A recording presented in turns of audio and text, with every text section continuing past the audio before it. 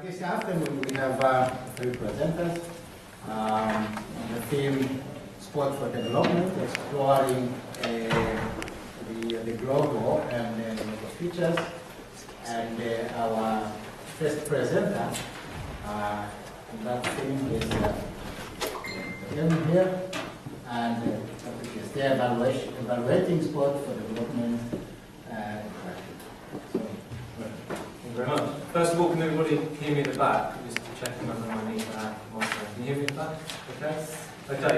Welcome everyone. Good afternoon. As I said, my name's Kevin Harris. I'm a senior lecturer at Southampton University. I was just thinking actually before you come in, I was thinking what better subject is there to stimulate you after lunch than the lovely area of monitoring and evaluation, which some people might find a bit of a dry area, some people might find a bit of a stimulating area.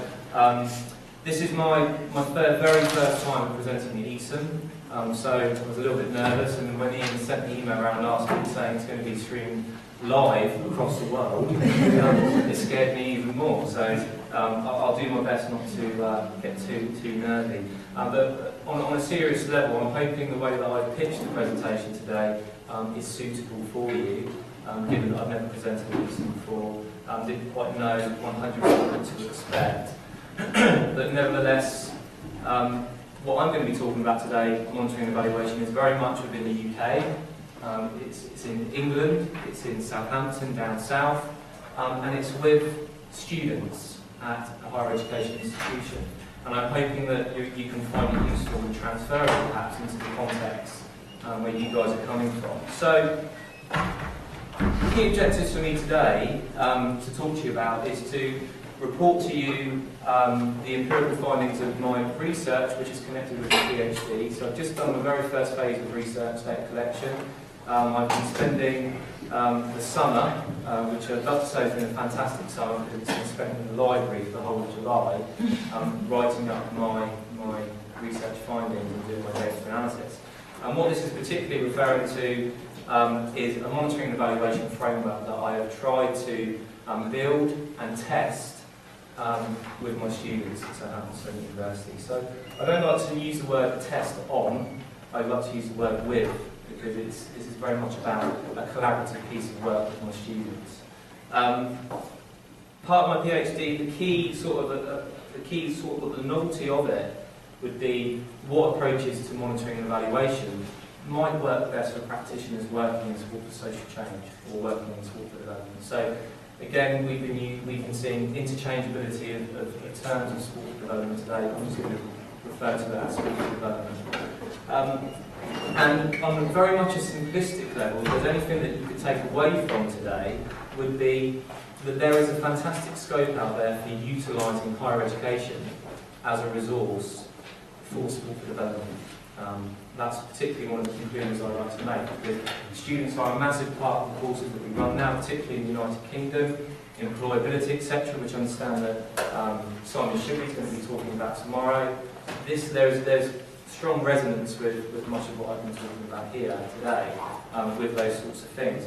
So that's what I'm going to be discussing. I'm going to be as succinct as possible, because I have got quite a lot of stuff that I have that is in my mind, but I'm going to try and keep it as specific as possible. Okay? So, sport for development then. It's picked up, as we all know. I'm not going to spend too much time on this, but there's been a lot of academic attention that's been given to sport for development, particularly over the last 10 years, maybe even longer. Whether you look at the global north or you look at the south, my interest particularly is the north in terms of the UK context, having used to be a practitioner myself, working in industry. There is a strong scrutiny out there, particularly from the academic circles, around evidence. Okay? People questioning evidence. One of the first academics to really start to, what I would say, problematise evidence in sport for development would have been Fred Coulter, through his work. Another thing which I think is very pertinent at the moment is something that Ian's talked about before, is about this constant quest that we have to try and prove that what we do in sport for development is having a positive effect on people. So for example, people who are running projects, who are running programs, the funders are saying to them, prove to me what you do works. And I think that's a big danger there, because straight away that takes us down the route of not potential dishonesty, but how reflexive can we be around how we understand what happens in our programs. Okay, we've seen significant expansion of monitoring and evaluation in sport for development, particularly in the south, where people have gone into certain contexts and they've trained people to do monitoring, evaluation, etc. We've seen, particularly in the United Kingdom, not so many examples of that, but we've seen lots of technocratic, and what I mean by technocratic, we've seen lots of people having to count things, having to prove outcomes. So, prime example here, our sports council in England is called Sport England. They get their money from the lottery and from the government, and they disseminate money out to our national governing bodies of sport. And those national governing bodies of sport have to demonstrate impact, because it's taxpayers' money, it's lottery-funded money. So there is that constant need to demonstrate positive outcomes and quite often statistics. How many people are participating in sport? How many people are doing this? How many people are doing that? Okay. Now, in addition to that, some of the stuff that's been discussed by Kay, very good paper a few years ago from Nichols et al. Within the Go South, is about what role do sports development practitioners have within all of this?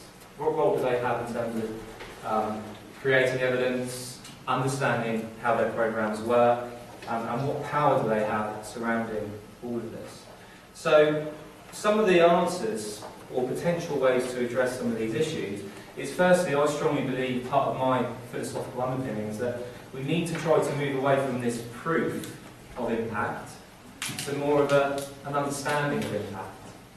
So, for example, whatever impacts our programs may have, we need to be more reflective around understanding, why does our program work the way that it does?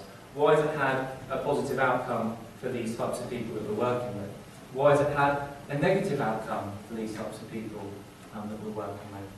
And until we move away from this legitimacy of proof and putting on a pedestal how amazing our sport for development programs are, I think we're forever going to be in this circle of struggling to come up with a credible evidence base. So, central to this is thinking about what is it about sport that makes it successful or unsuccessful as an intervention. Culture, again, has talked quite a lot about it, not just culture. Barbara, for example, has talked about it quite a bit. Ian's talked about it. Lots of people are starting to talk about this within, or have been talking about this within the industry. But partly what I'm quite interested in as well is, and myself and Andy have alluded to this in a paper we recently had published, is we need to have a little bit more of a deeper investigation into what role the practitioners have in shaping and doing monitoring and evaluation. So, one of the first things that I've been doing as part of my PhD research is looking at what approaches to monitoring and evaluation are standing out the most as potentially the most suitable within the field. Now, surprise, surprise, and a lot of you will probably be familiar with this sort of stuff. Realistic evaluation is a common evaluation method that comes out for trying to understand how social programs work. Now, realistic evaluation has been used increasingly. It's got a common place within health policy and health interventions. It's starting to come to life, and it has been emerging within sport for development over the last decade, but there's not a lot of it going on. There's not as much of it going on as maybe it may well be in different contexts. What realistic evaluation is all about, it basically stems itself from critical realism. So its philosophical position is about critical realism, and it's about that people have the capacity to freely shape their lives within social structures. Consequently, any change is a result of an interaction between individuals and the systems that we work in. Now, that is so apparent within sport for development, because what we are trying to do is trying to understand the resources, the programs, the activities that we provide to our participants within programs. How do they respond to it? Not one person is going to respond to a program in one particular way. They're going to respond in multiple ways, there's going to be diversity there, but to what extent do we understand that, which I think is key. So for example, Sport England, a few years ago, ran a programme called Sport Makers, connected with the Olympics. Now, there's this presumption now that we can get loads of young people or volunteers signed up in connection with Sport Makers, which is a volunteering programme, but they're going to move off into volunteering. But what was it about Sport Makers, for example, that led people to these certain characteristics of wanting to volunteer in sport? What was it about that particular programme itself? And I can talk forever about realistic evaluation, but the key people behind it is that there's Paulson and Tilly, and some of the key things that they particularly say is it's about the context, mechanism, outcome. Okay, that's at the heart of realistic evaluation. So looking at what conditions are needed within a programme, what are the actual circumstances of the people that participate in our programme, where are they coming from, what needs do they have, what backgrounds do they have. Mechanism is crucial. The resources and the activities that we provide, how do they respond to that? How do they reason? And a lot of that reasoning is very much psychological. It might be sociological as well, in terms of how they respond. And that's what gives us the outcomes. So the outcomes that we have in our programmes, people who go off and want to participate in a sports club, or a young girl who becomes more empowered to participate in sport, we have to understand the outcomes and the context that have led to the context and the mechanisms that have led to those outcomes coming about. So realistic evaluation on the tin, theoretically, and it has been used widely, may well potentially be a useful evaluation tool to be used in sport for development.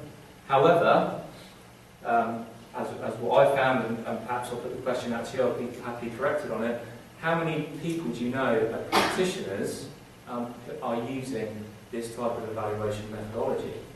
I haven't found that much around it, but why shouldn't they? There's a lot of academic stuff about it, very good method, but why should it be caught up within academic circles and discourses? So, how can we perhaps bring that to life for practitioners working in the field? I've been looking at quite a lot of stuff into participatory evaluation, and as ever, it's an ocean of this sort of stuff. And one particular method that stood out for me is that of empowerment evaluation. I'm not sure if many people have heard of this, but that is essentially about, it has 10 principles which are here on the screen, and what it essentially says, it's about saying, right, can we empower people, can we empower practitioners, people, part of our programme, to be able to competently and efficiently monitor and evaluate their own programmes.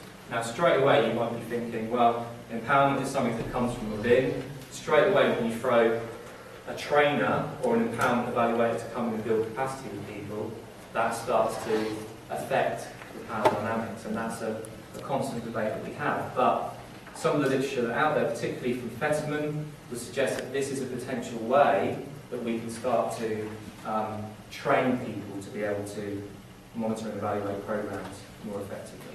So key principles there, I'm not going to go through all of them, but you can see that very much about democracy, about inclusion, about community ownership, and organisational learning. So, my quest as part of my research was to think about, right, how could I utilise realistic evaluation, and how could I employ it within an empowerment evaluation type of framework?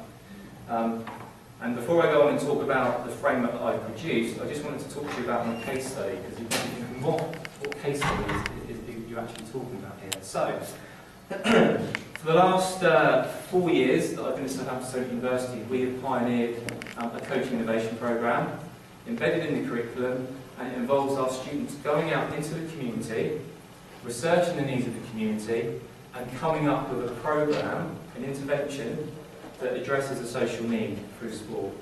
Okay? So for example, we have projects where we go out and work with young girls around inspiring them to participate in sport. We go out and work with disability groups, we go out and work with the ageing population, we go out and work with black and minority ethnic groups to try and build their capacity within sport development. Projects are run usually over around a year, but they're 2 years in total in terms of the project planning, project delivery, and the monitoring and evaluation. So this is all connected to the students' curriculum, it's all embedded within the curriculum. Now, in particular, for my research, I didn't want to focus on every single coaching innovation project that we run. I wanted to obviously keep it nice and simple, keep it specific to one particular context. So one of the things that we particularly did this academic year is that the programme, the framework that I've produced, we've trialled it on one particular coaching innovation project characteristic, and that is something called EduMove. Now EduMove, just very quickly, is about us going into schools. It's something that's been pioneered by my colleague at Solent, Oscar Morangel, which many of you I'm sure will have heard of. And that involves trying to bring the curriculum to life, be it maths, English, science, religious education, etc., through the means of physical movement. Key characteristics of enjoyment, learning and mood.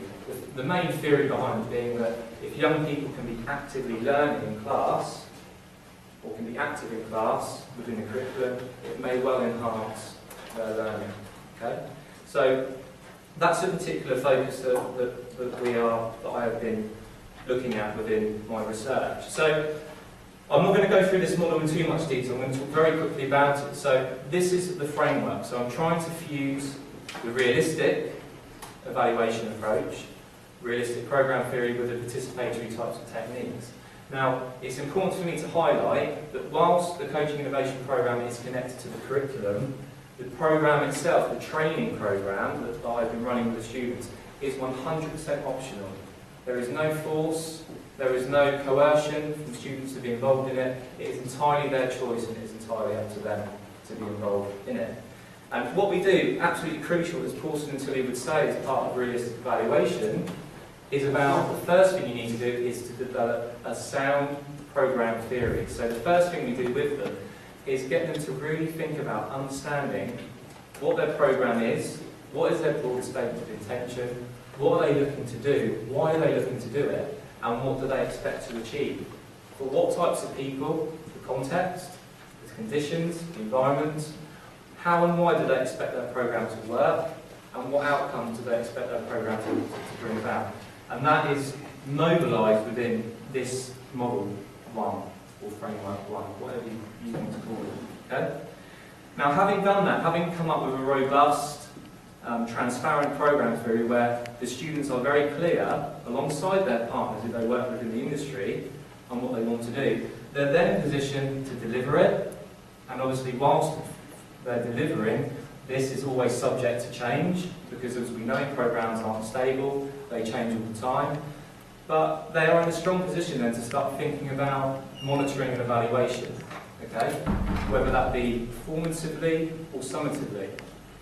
So over the course of this academic year just gone, so from October 2013 up until now, around May time, we've been working quite closely with the students to try and mobilise them to come up with a program theory, but then to be able to teach them and support them and build their capacity to be able to monitor and evaluate their program effectively. Now, in particular, the Coaching Innovation Programme, the projects within there, they have struggled a little bit, students, to try in the past to evidence what they're doing and why their programs are having an impact. So what this model does here in particular, it takes them through the processes of monitoring and evaluation, supported through what we would call empowerment workshops and action learning sets where we support the students. I'm conscious of time, so I haven't got much time to talk about this particular bit. So, in terms of the methods, what we've been doing over the course of, what I've been doing over the course of the academic year is I've tested the framework on 3 coaching innovation projects. All of them are EduMove. Now, to keep in line with the realistic evaluation theme that's running through there, I've employed a realistic evaluation methodology to try and make sense of what was it about my training programme or my framework that's worked for the students. Yeah? Because like the social interventions that we run, exactly the same with this programme. Why is it having impacts on students in a certain way? What types of students does it reach out to? Use blogs, interviews. I also did an anonymous survey because there was that in terms of my reflexivity, my position as a course leader, my position as an academic. How does that impact on the students and the way that they respond to my data collection? And I've been analysing data to try and pull out key context mechanisms and outcomes in relation to the key themes associated with the training programme. And this is what I've essentially come up with. I've come up with some really interesting findings from the students who I would like to unanimously say are sports development practitioners in their own right. Going out and they're doing stuff in the community that is no different to what other practitioners are doing. And around monitoring and evaluation, I've come up with a number of context mechanism outcome configurations. Again, I haven't got a lot of time to go through those, but particularly you'll see firstly a number of contexts there that are impacting on how the students are responding and reasoning to the programme that we've provided. So for example, scepticism towards monitoring and evaluation. Oh, that's a bit boring. I don't know if I want to do that. Fear of M&E, not understanding what monitoring is, not understanding what evaluation is. These are all contexts that impact on the types of mechanisms that are firing in my programme to achieve certain outcomes. So I'll talk to you about conceptualisation to application, which is the key thing. Now, students have developed key mechanisms of perseverance, things like collaborative discovery of knowledge, which has led them to have an increased competence in realistic evaluation. So, having examined their blogs, they're talking about conceptual language within realistic evaluation, which you might not expect a student with 240 CATS credit points coming onto a course at undergraduate level would have. So we're seeing some fantastic practices here in terms of the way the students are responding and developing within the programme. Valuing the power of realistic approaches to evaluation. So opposed to what they might have been at the start of the programme thinking, I have to demonstrate my programme's brilliant, they're actually quite reflective thinking, actually, my programme might not have been that good. Or my programme was actually good because of this. They've developed much more of a comprehensive understanding of the mechanisms that they've used in their programmes. Just a quote there from one of the students, just very briefly. So they're talking about how they're actually a sign of engagement, is also, or a sign of confusion could also be a sign of engagement. But I can see through the data how students are really starting to develop an understanding. Another one here, the structure within the programme, the agency within the programme, my role in it, the fact that they needed the structure, but the fact the structure enabled them to create their own ownership. So they were saying things like, without the structure in the programme, they would have extremely struggled to have been able to develop their programme theory or monitor and evaluate it effectively. Okay, I'm conscious I've only got about 20 seconds left. I'm going to talk about my conclusions very quickly. So overall, the snapshot so far, I've come up with the following conclusions. Firstly, that the methodology that I've come up with so far within my project has been successful because it has, it depends how you measure success, but it has increased the capacity of the students that I've worked with. Many of them are now far more competent in M&E techniques, which as future practitioners working in the industry is fantastic news because they've said we're willing to take it on in the future.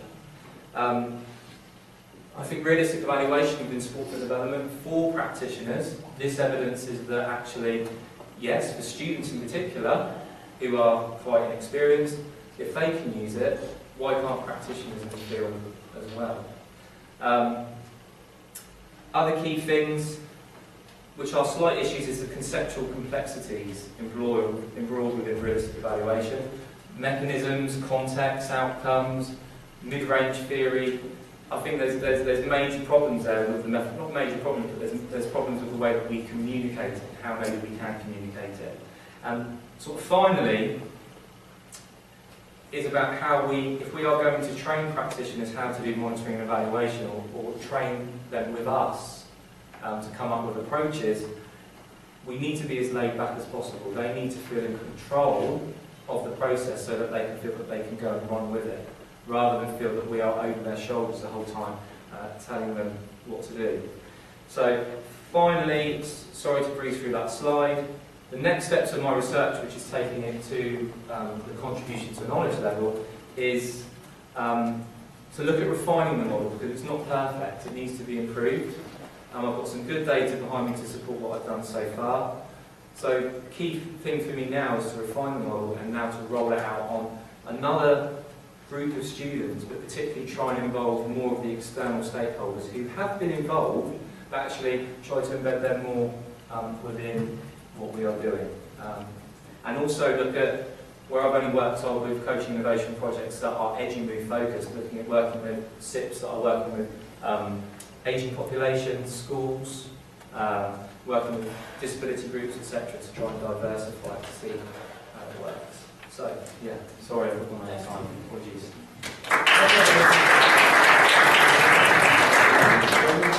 For the nice presentation. Now I welcome questions. Questions or comments on yes, please. Yeah. First of all, thank you for your presentation. I really liked it. And I actually will be involved in similar monitoring and evaluation. And my question would be, regarding practitioners already on the field, I would like to know if after your research you would have any recommendation of idea about how to involve them or train them, as you said. I don't know, I'm thinking, for instance, in some networking or common methodology, common framework that they could turn to, and asking for this knowledge or training. So it'd be good. Yeah, I think what is a massive challenge. So at the moment, I'm able to do it with my students because they're bought into it, they're bought into the philosophy. So I think what you need to do is get practitioners to be on the same page as you, for you to be on the same page as them, so that there never feels like, oh, Kev is coming in, or this academic on this pedestal is coming in with this box of monitoring and evaluation tools, which we certainly have to do. So how that's done, it is a challenge. But one of the things that we've done at Solent, and we've been successful on it, is that we have an industry steering group of practitioners that guide our innovation project. So they're part of this process, they understand what we're trying to do. So therefore they're already, not sold, but they're already involved in it, if that makes sense. But it's not an easy task, and it's a big challenge in terms of those power dynamics. And was it, just one more short one, was this steering group suggested and led by the university? Yeah, but it's come from me having been a practitioner in the local area. I've been quite privileged to have good contacts with people, so they come in and they can see how good the projects are.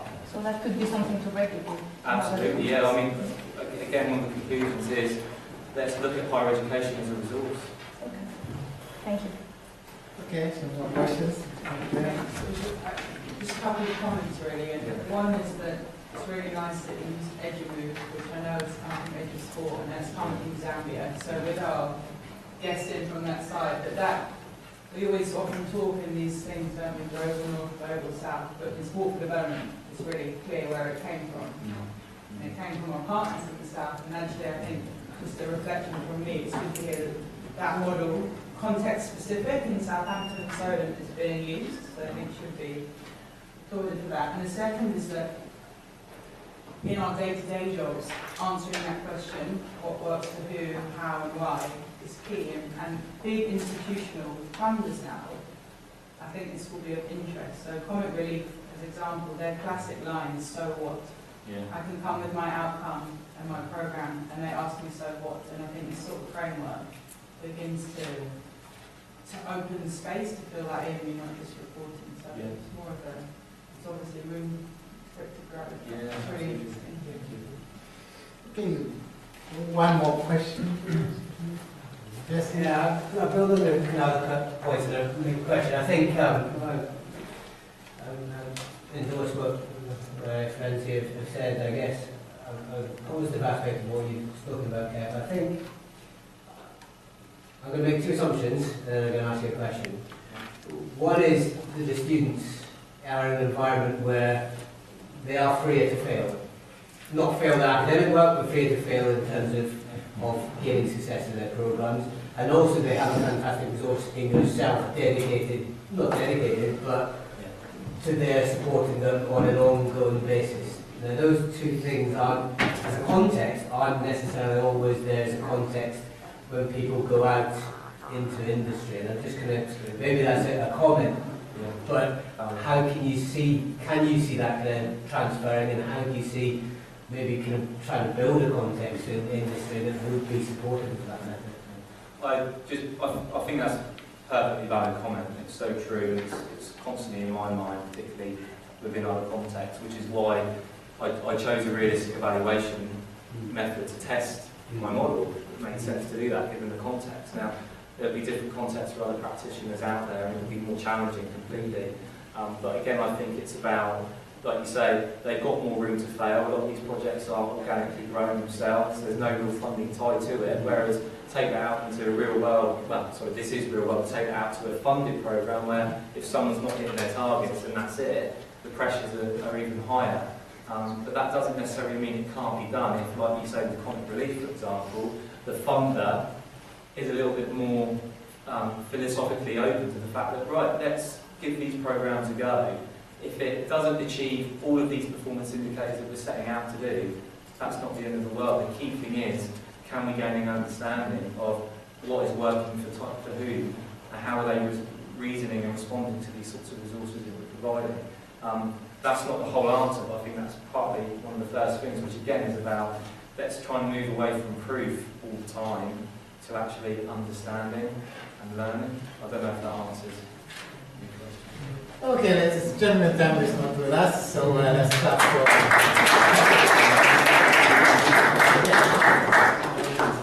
Microphone, Davis.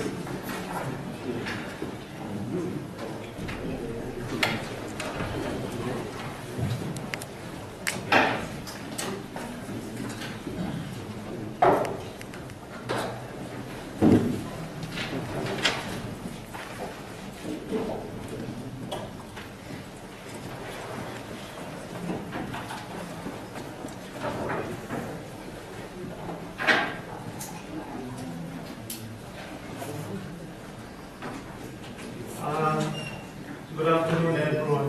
I have worked with Ian, I've worked with some of you for some time, but I got nervous like you, thinking, what am I going to talk about? And it's been something I've been scratching my head. Am I going to contribute anything to the discussion?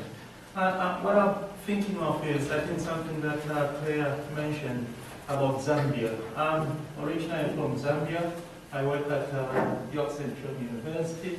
It's in the north of England. And what I want to talk about is the role of the government. Zambia, yeah, it's in the south of.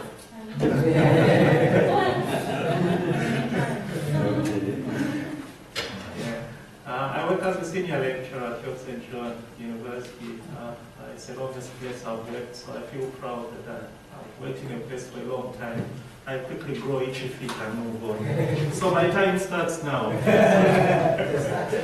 Yeah, my time starts now. So I want to talk about the role of the government, and I want to specifically give case studies from Zambia. Zambia has done a lot of work in sport for development. We want to think of ourselves, be proud, and think like we are the pioneers in sport for development.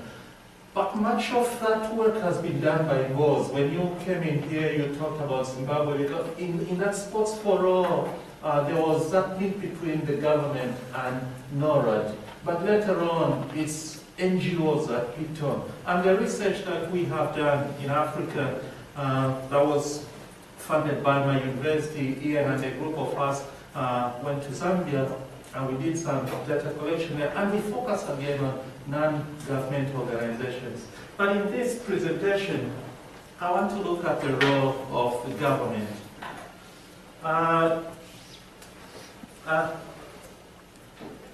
We know much about the recognition of the sector itself, and we know that much of that recognition, again, has come from Ngos. That when we talk about, yes, it is now a recognized sector, the sport for development, it's come from Ngos. And it's to do more with non-sporting outcomes. And today we had issues about if there is a delivery of the development of sport you talked about, and the development through sport. Okay, and NGOs have particularly focused, and when they started looking mainly at development through sport or sport for development. And then later on they formed the leagues and all that, and they are now into developing sport. And it's changed the landscape in that way. But if we look at the sector itself, we identify HIV/AIDS, which people have talked about. The example from Indonesia, you talked about HIV. And HIV has brought a lot of impetus within the area to bring the recognition of that. And much of this work is attached to the MDGs, and Kelvin and I over lunch we are speaking, maybe there will be a new set of MDGs, the Millennium Development Goals, that will be released soon. So we don't know what that focus will be. And with that particular new focus, we'll divert the focus of these programs from HIV. But I want to use an example of HIV here, not because of it's a special case, but because of just the contribution that it has made towards sport for development. We recognize that it has brought a lot of impetus within the field. So there is that recognition, and that recognition has even gone into policy work. For example, in Zambia, when you look at what we call the national development plans, and I think similarly in Ghana you do the same, the national development plan. We're on our 6th one now, but the 5th one, which was released in 2006, it speaks of this, that sport needs to be institutionalized. You're looking at physical education, recreation activities as viable tools for mitigating the impact of HIV/AIDS, substance abuse, human rights within children and the youth. But then despite these policy developments, where you start to see it in government gazettes, you start to see it within policy like the poverty reduction strategy, it starts to appear within there. Despite all these policy developments, it's only those that have been active within the sector. What about those organizations that are funded by the government? Those that depend on public funds. And I want to use those that depend on public funds to show political commitment, and that political commitment, whether it is backed by resources, financial resources. So that marriage between we have said something and we have given resources, it shows something that there is, yes, commitment from the government. I also take the same perspective as Kelvin, critical realism, but whereas Kelvin stresses more free will or free decision, in this one, I look at we can be constrained, or the social structures can enable us to do something, but mainly the social structures in how I approach them, they constrain us in a way in what we want to do. And I want to use that constraining element of those social structures. Now, all these social structures, we would say they are, yes, ontologically distinct from human agency and ourselves as human agents, that we want to change something. Though they are, yes, ontologically distinct from that, but there is that constraint that comes upon us when we want to do something, when we want to move into a community, we want to bring about change. They can be enabling, they can be constraining, but in much of the work, we have seen that there is a lot of constraining in what's happening out there. So my research objectives were centered, and they were centered around this key objective, to explore the nature of HIV/AIDS policy mainstreaming within 3 national sports organizations. So I chose football, netball, and basketball. And the reason of purposely choosing those is because football is male-dominated, netball is female-dominated, basketball has both male and female. And I worked with these 3 national sports organizations. I conducted qualitative, I collected qualitative data. This involved document analysis, observations, semi-structured interviews. I talked to secretary generals of these associations, presidents of the associations, national coaches, apart from the national coach football, but national coaches of basketball, national coach of netball, and looking at how they have tried to mainstream AIDS. Now, to bring you to speed, mainstreaming AIDS is about, in all the activities that you do as an association, is there a link to remembering that there is HIV within our community, and there's a risk of vulnerability to HIV. Can we speak about that vulnerability so that we protect our participants? And to back that up, I use policy network theory, and within this policy network theory, I looked at agenda setting, formulation and implementation of HIV. I looked at self-organizing networks. And why did I do that is because of, on my next slide, I give an example of multi-sectoral networks within Zambia. The theory about policy networks is that society has changed now. It's no longer the government doing everything. That there are these groups of experts that can come together and start to do activities, and they can take out the government from being the cockpit where everything used to happen. And politically in Africa, way back, if I'm talking about 20 years back or 25 years back, the government was our main source of most of what we were. Let me say our public services, yes, all delivered by the government, but now the field has been opened up. There are non-government organizations, non-state organizations that are delivering public services. But before that, all that was done by the government. But it's happened that at the time when the field opens up and we have non-state organizations coming in to deliver public services, and that's when we have the problem of HIV and AIDS. And when the government is being taken out of the picture, we realize that to combat HIV/AIDS, you need the government to be the central player, because it's a huge task to overcome, to let it be done by gods. And the scenario in Zambia of networks looks like that. Whether the pointer works. I would position the 3 case studies there, line ministries. They are not government organizations, but because they are under the Ministry of Youth and Sport.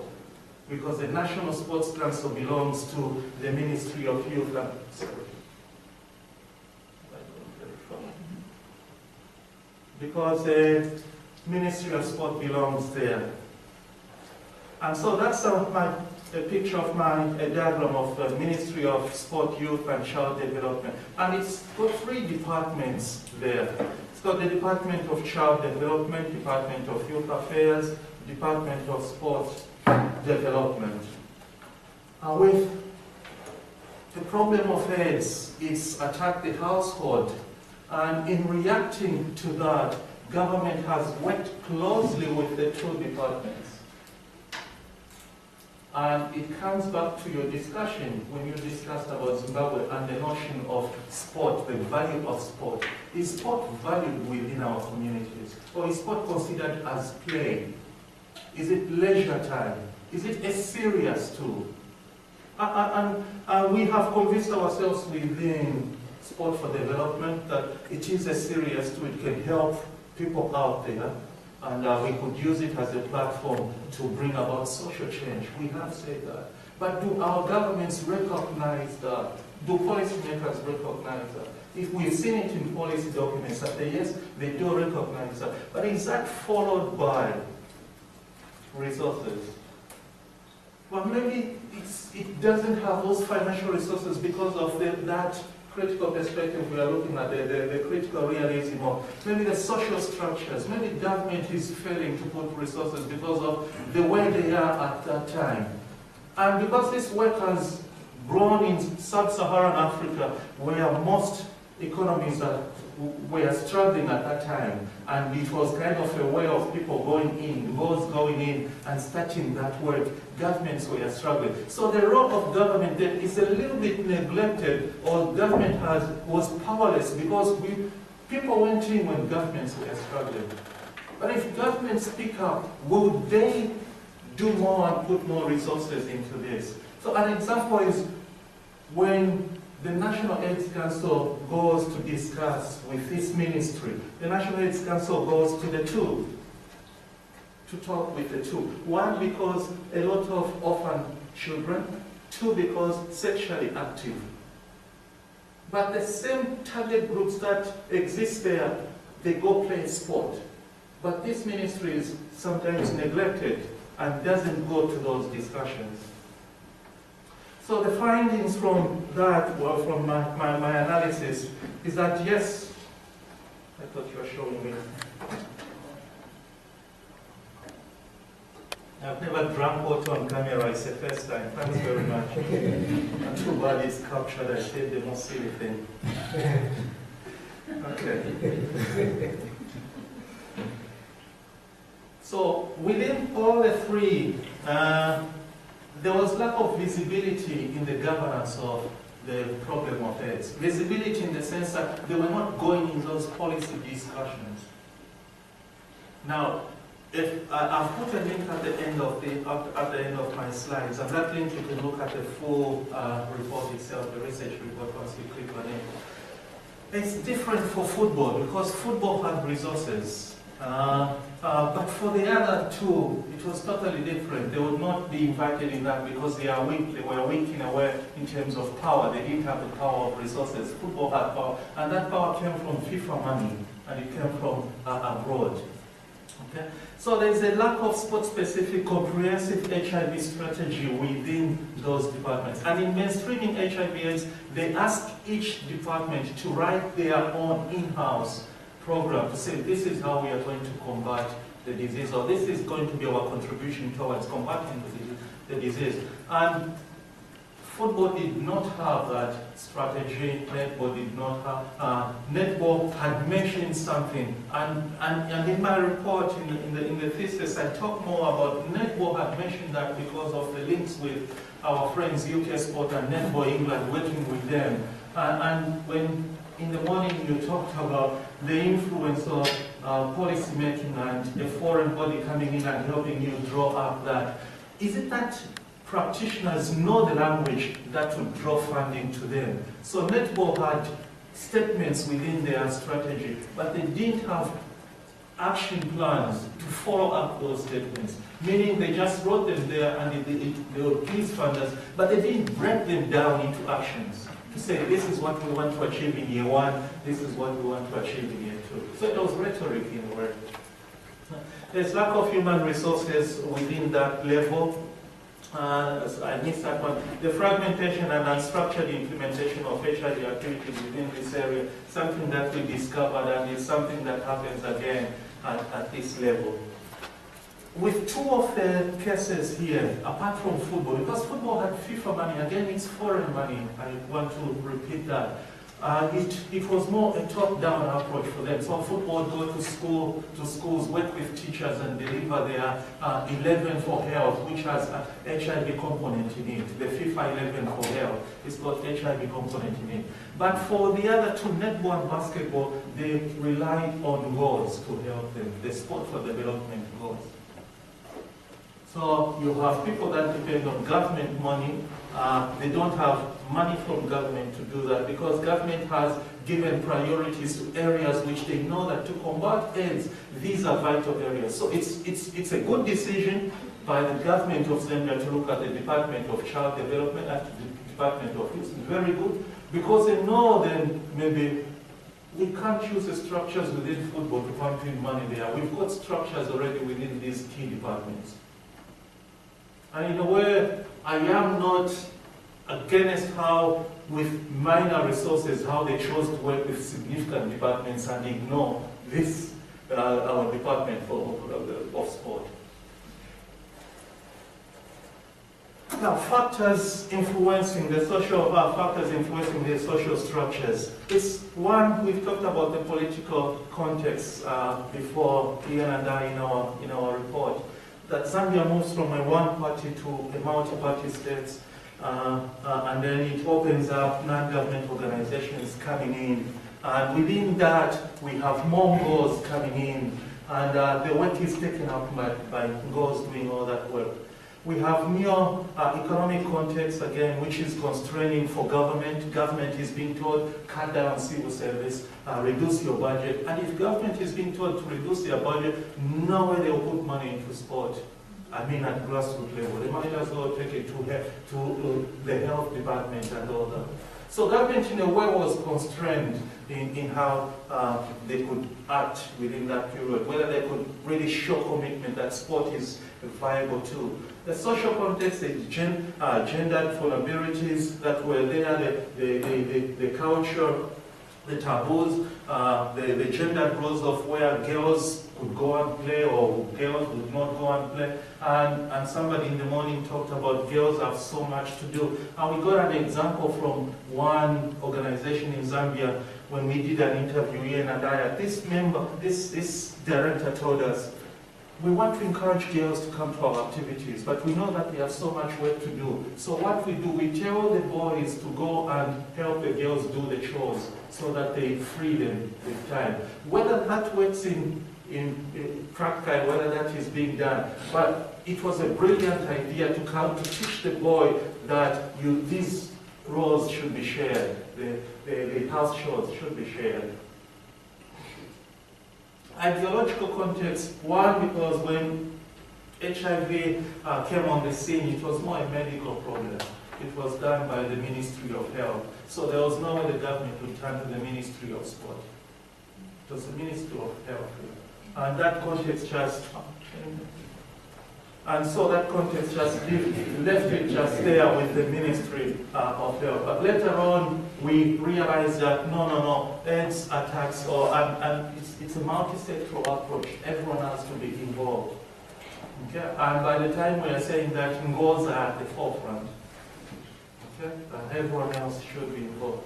And then we have seen global movements of people favoring Ngos and neglecting government. So when funders went in, when Norway pulled out from Zambia from the Sport for All, our understanding from certain interviews we have done were that the Zambian government was not meeting its counterpart funding, so Norway favored to work, NORAD favored to work with Ngos to deliver some. And we know the limitations ourselves. And Ngos, you talked of just Harare, and it's the same in Zambia. We talk of Lusaka, we don't talk more of the rural areas. I don't know about Tanzania, I don't know. Yeah. So Ngos are not geographically spread into rural areas. It's only government that can do that. But people favor to work with Ngos when government has structures within rural areas. And if we had gone through government, maybe we were going to manage to bring more value to sport as a vehicle. Okay. I think I'll stop there with my last one. So what's my conclusion? The role of government-funded structures is essential. We need that resource commitment from government, which should be a good indicator of the value placed on sport. And people have talked about stakeholder involvement, but we need more to talk with those organizations. So bringing those national sports organizations, government talking to them in how they can contribute. Integration and forms of partnerships, which we have talked about in one of our published papers, that this is currently lacking. The last one maybe refers to Claire, our funder here. In order to develop these authentic partnerships that we sing about, then the control funding which is retained by our international donors, there should be that good agreement that and a good accountability system where you could leave the funding and the freedom of that funding. But history has told us where those complications and the reports, how that comes out. Yeah. Okay. Yeah, okay. We have some minutes to ask questions or comments. Yes, please. Yeah, thank you very much, Davis, for this presentation. I have one observation. I don't actually know, now and then, you mentioned this in about 8 times, that is the shifting paradigm of responsibility from government to NGOs in the aid sector, but I would call it really totally in the general aid sector. Now and then you see it's a neglect, now and then you see it's a choice from the practitioners. That is where we differ. For me, this is, and this is a problem that I see in sports for development, because we are charting the course of the classical, conventional development, which about 30 or 40 years ago, all the responsibilities were shifted from the government in onto the NGOs out of neglect. I will actually call it a priority. And it is repeating itself in sports for development now. And if we are not careful, that is going to be the status quo, and we will have no difference between the conventional, classical aid and sports for development. And I think it's a big danger there. Because this is the paradigm we are seeing also here. Talking, but we are not walking at the talk, and we are falling in that, into that trench. And I think my line is, it is a question of neglect and priority on the part of government. It's both in the south and in the north. How would I respond to that? In the period of neoliberalism, when we are talking about, let's even bring in the time of structural adjustment programs, which you guys have gone through. You have a good case study as a nation, Ghana. We have a good one. Your experiences, our experience was totally different. This is my own personal view, because maybe you had more people that could maybe even speak back to the UN, and you had more people that could challenge the UN. The repercussions of SAP were not as heavy as on us. Okay? Now, government got weakened because of those neoliberalism and the structure adjustment program. The state got very weak. So we had weak structures. And with weak structures, when goals came on the scene, people felt like this is the answer, this is the Messiah. But we should remember that government already had schools, whether it's a one class in the rural area, they already had a school. All they didn't have was a PE teacher, because the teachers only gave their time to mathematics and that. You can't go and start playing a football. We need to study mathematics.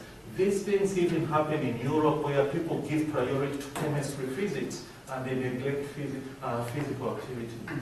Okay? So within that period, when people started to favor laws and they neglect government, now to realize that I think we can, and international inspiration was different in a way, because international inspiration went to rural areas and they worked within schools and they worked with PE teachers. That was a slight difference with the setup of international inspiration.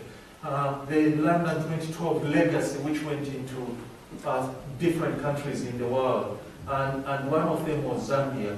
And the first time I escorted Ruth James and Tessie Kerr, who are colleagues we write with, they were contracted by UK Sport to go to Zambia. So the first time I went along with them as a country expert. I went along with them. And we had good stakeholder involvement. There was open discussion, which I valued mostly. Yeah. I haven't answered your question. No, it's Coffee later. We'll chat, yeah? Oh, sorry, I'm now the chair, just selecting your own questions. I think that was not really a question to be answered, it was more a statement. Yeah. But I think in South Africa we had the same problem, because we need to start taking education out of the school structure. You end up with no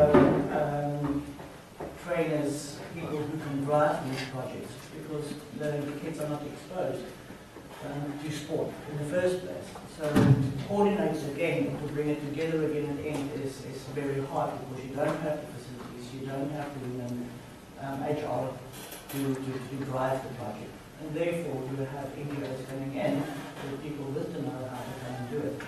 But that should also be sustainable at the end. They can't stay there forever. So the training purposes and the transfer of skills from an NGO to the government officials. It also should not be an AIDS department or a department looking. There's no single responsibility for age or development of youth. It is really a more integrated approach, and I think the approach is correct. In one of those factors, I talked about the gender vulnerabilities, and we know that football has been at the center of this drive, the kicking heads out and that. And football being a male sport, and we are talking of those cultures where football is the main thing. And you tend to wonder then, if we have acknowledged it as a national sport and it's being played in primary schools in rural areas, why then not start with the associations that had maybe got structures or leagues already existing there? It is common that people, Doctor, you work with Right to Play, how people maybe have set up structures there and ignored existing structures, and they haven't fitted, and that's the fragmentation we talk about, of failing to recognize existing structures, or working alongside those existing structures. The last question. Thank you very much, and thank you for the nice presentation. I'm very sure. Yes, I have two observations here, talking about using sport, football, netball, basketball, to address the issue of HIV/AIDS. Okay. And the second point is that the Ministry of Health comes in more than the Ministry of Sport. Okay. One, the United Nations has redefined sport to include all traditional games, indigenous activities. Have you attempted using traditional activities or your traditional sport to get to the cellular level, the micro level of society, where they understand the indigenous sport and that you can get more people coming for the message than at the macro level? I'm saying this to prepare the way for our presentation, which we will show that, okay,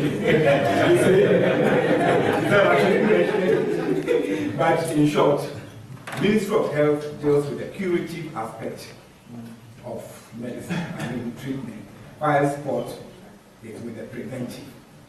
So whichever way or activity you can get people to gather, to participate, and also to be as spectators, I think you can get the preventive message to them. So I'm advocating that we should be looking at this indigenous sport, which we are going to talk about. So let's go. It's time, so I can't respond because I can't respond.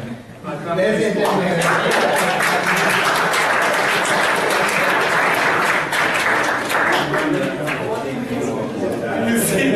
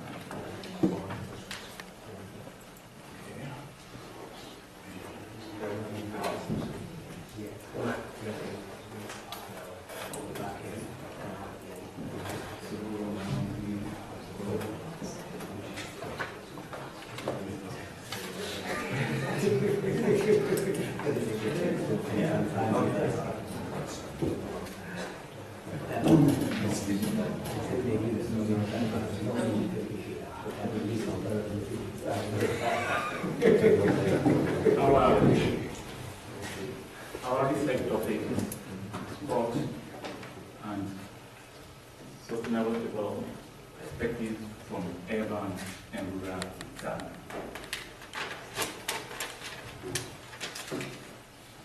Sport, as we all know, is widely acclaimed for being an effective tool for development.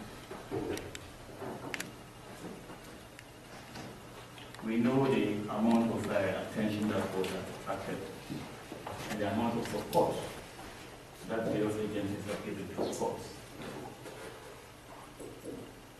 For us, our topic will explore the factors that foster or hinder sustainable development through sports. We I'd like to mention that this presentation draws its source from a research project, the Liberton funded research project on sustainable development of Africa's sports. The aims and objectives are as follows. One, to gather evidence regarding achievement or otherwise of sustainable development outcomes through sports. And two, to identify the factors that support or hinder the achievement of sustainable development through sports across rural and urban communities in Ghana. Ghana is a country with a population of about 26 million people. Ghana has a north-south divide. A divide that is a product of historical antecedents. The south is generally regarded more developed than the north. The north is made up of, for the entire country, Ghana is made up of 10 administrative regions. Northern Ghana is made up of 3 administrative regions, but occupies nearly half of the total landmass of the country. Unfortunately, this big landmass is generally less developed than Southern Ghana in terms of both qualitative and quantitative indices of development. Basic infrastructure is more developed in the south than in the north. Quality and access to education is far more in the south than in the north. For this reason, we thought that doing a study that will concentrate on Southern Ghana, or a study that will concentrate on Northern Ghana, may not give us a more holistic and global view of what happens in Ghana in relation to the potential of sports for sustainable development. We therefore decided that our research would involve or would take data from both Northern Ghana and Southern Ghana. The conceptual approach,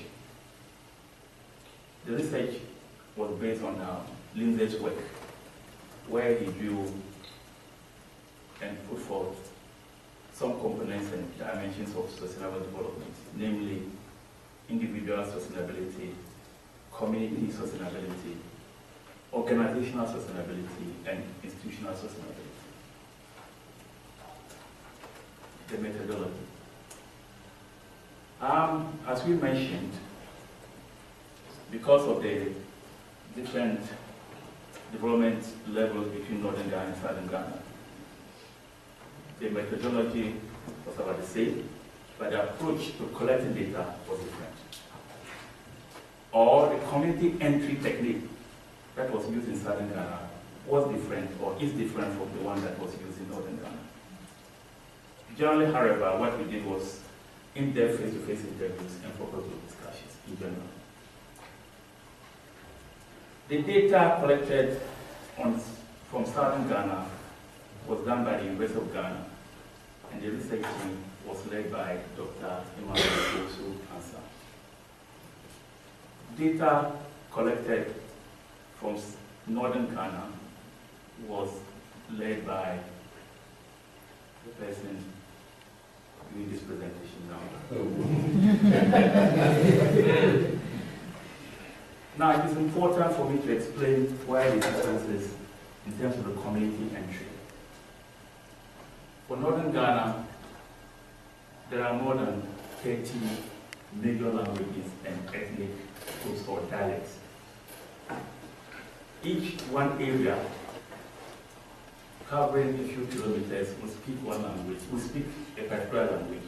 And beyond 10 or 20 kilometers, another settlement or rural settlement may speak a different language. The people of Northern Ghana are about the same in terms of the poverty levels, but there are micro differences in the culture of the people. So what we did was ensure that we trained our research assistants to go to a field and get accurate and reliable data.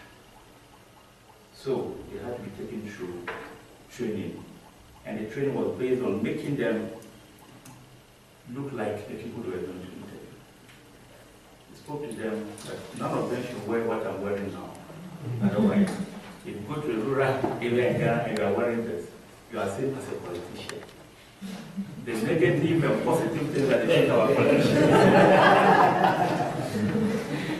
It should be the same thing. How they think our politicians, negative or positive, is the way they will think about you.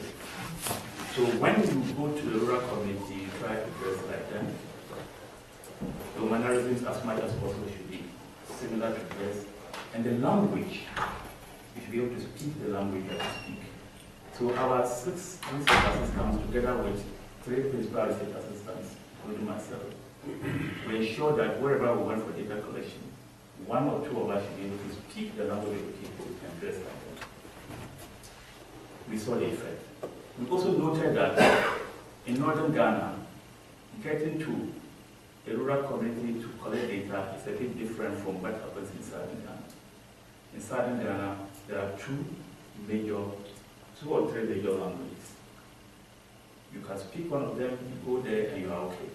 And they dress in more closely to the Western way of dressing. So maybe wearing this would be okay for also and stuff, but it would not be okay for me when I get to the rural community.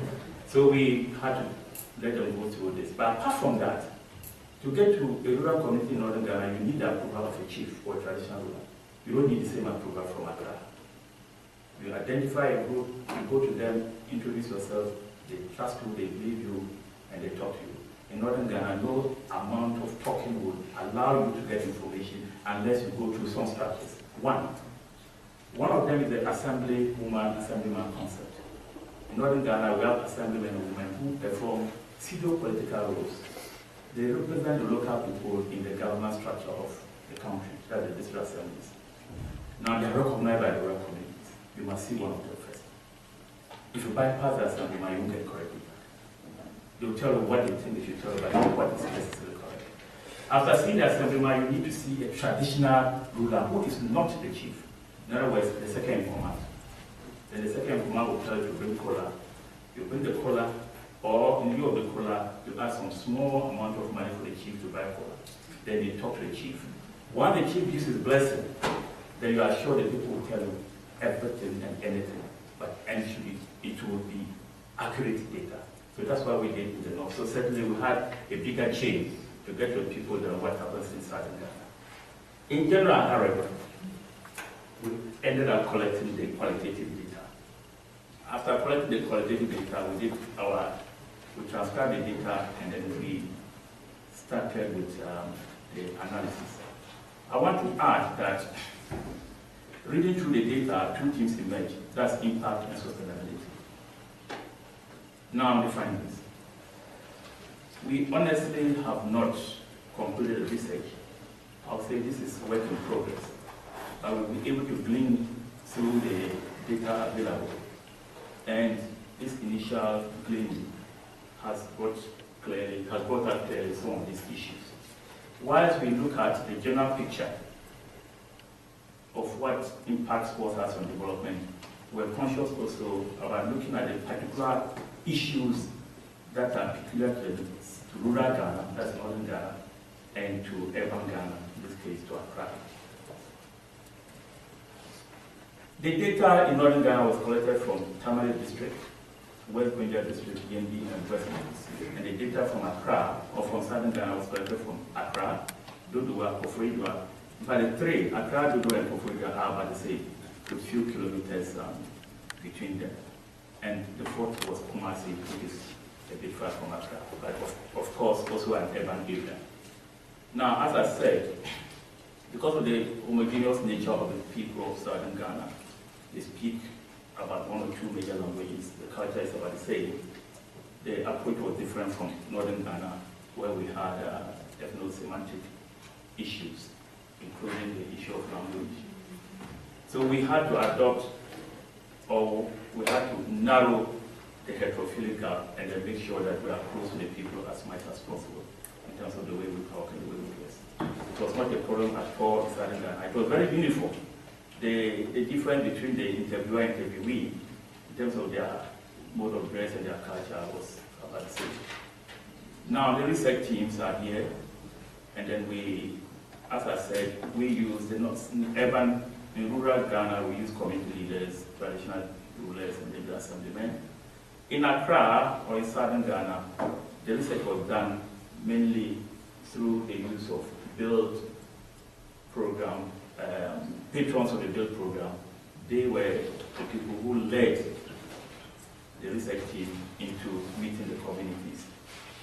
Now, the impact that the research has had on teachers and coaches, you see there are similarities for the urban and rural area, but there are certain peculiar issues that came up with the rural setting that was different from the urban setting.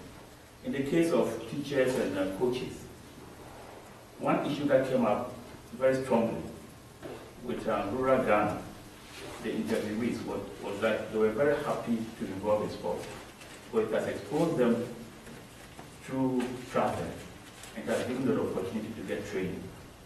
This, we noticed, was not a major issue in the urban setting.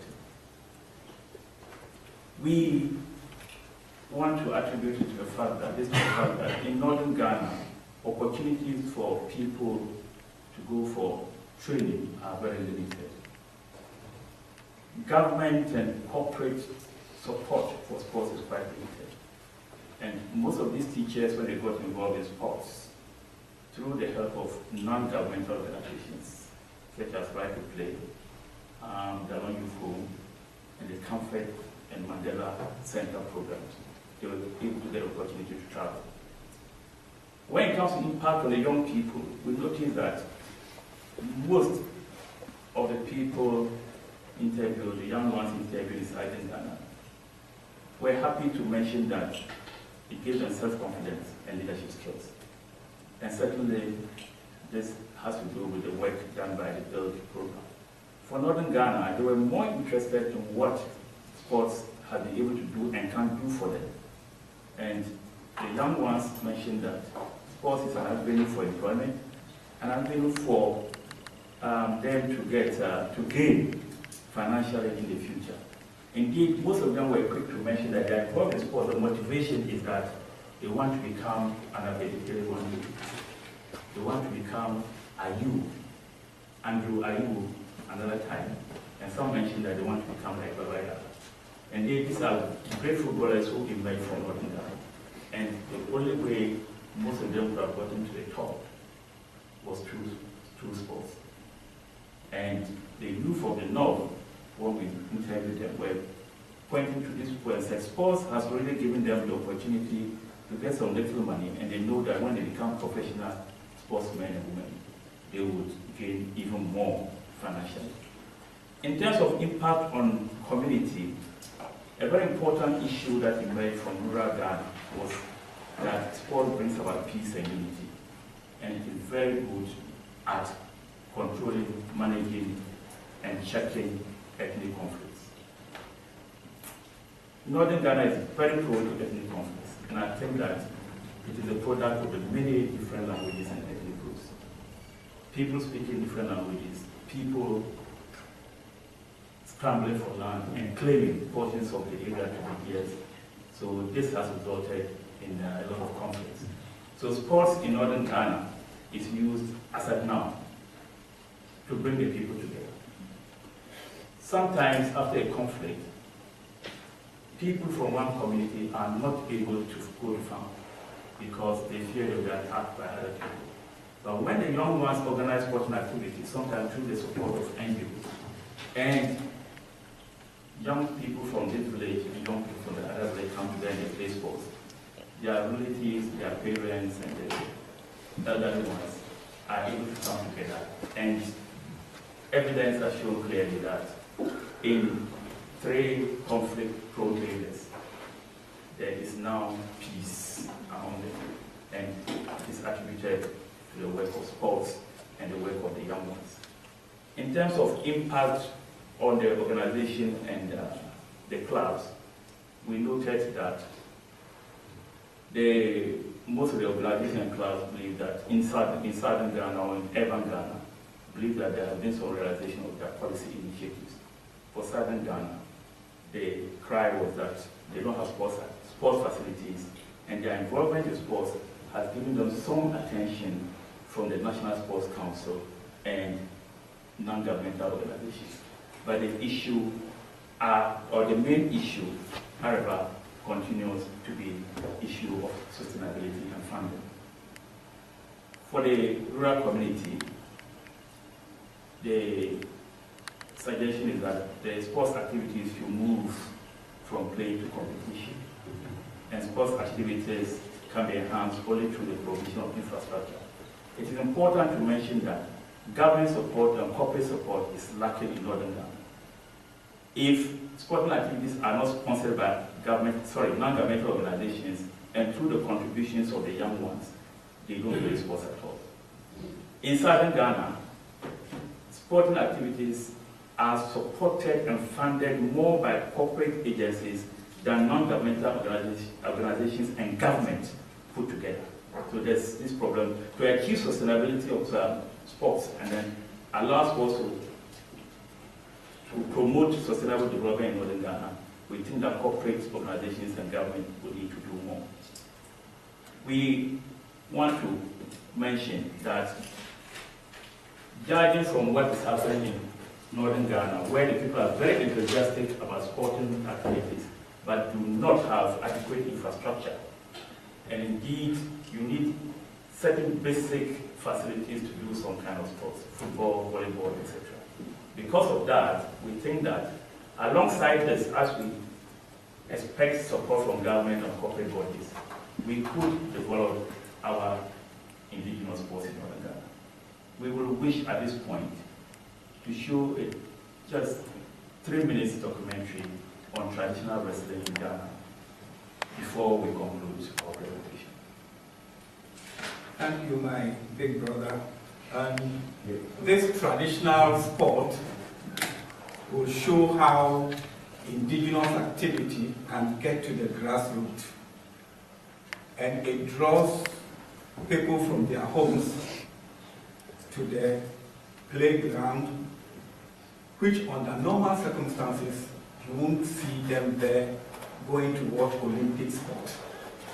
You see the indigenous traditional rulers coming with their wives, and you will never see these same people watching any football, table tennis, or anything.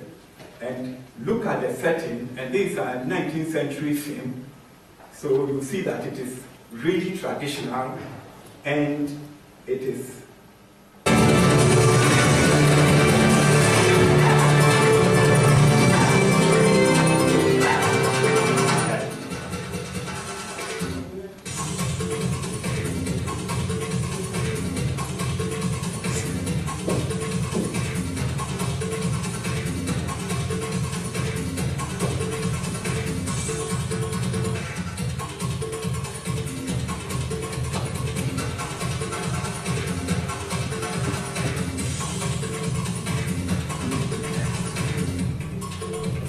the southern part of Ghana, but in a rural setting, not in Accra, on the beach.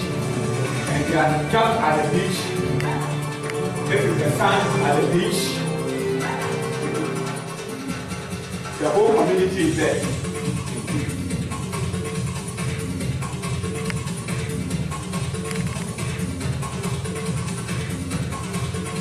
No defined uniform.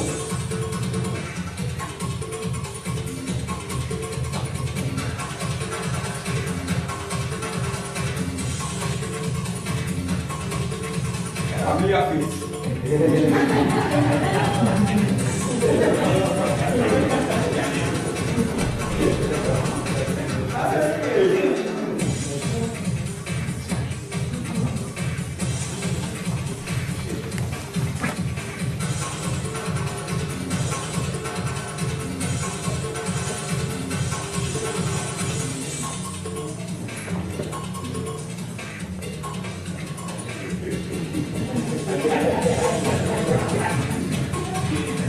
Right, and this is in the north. popularity. Traditional women, you only see them at this indigenous games ground. Ramming, taking place, the contestants, and then the member of parliament.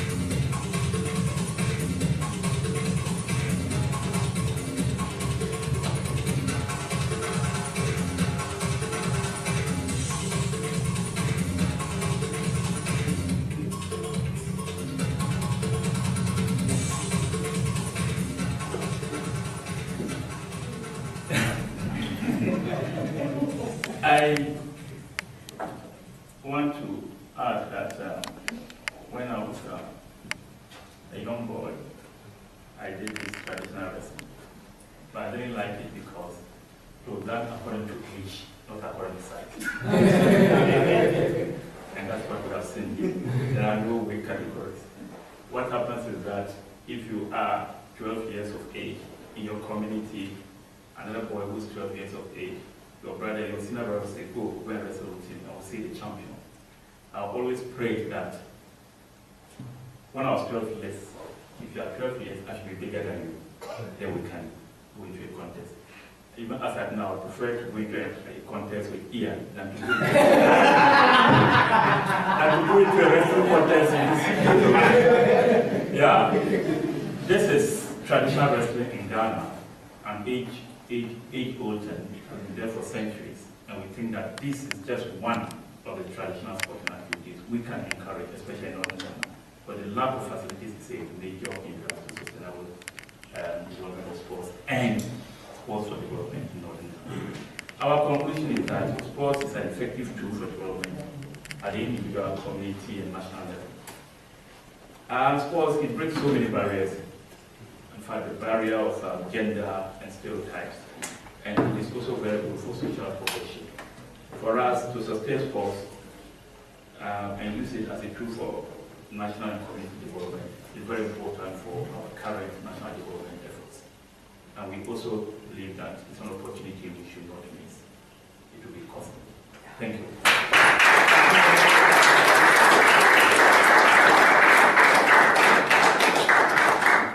Maybe I'll allow just 2 questions. Finish up. Feel free to ask comments. Yes, please. Thank you very much for your presentation. Very enlightening. Perhaps I didn't quite get it, but how do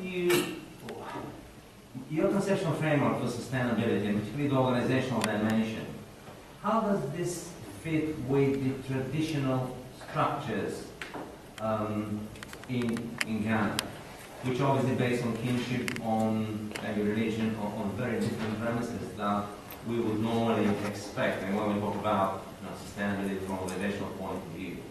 So how do you ensure that you sustain any project, sports development project, while still not violating the traditional understandings of governance and loyalties and tribe connections? Yeah, as I mentioned earlier, for any project in Northern Ghana, even if it is coming from government, the first important step to take is to get the support of traditional leaders. Once they give the support, all other things will fall in place.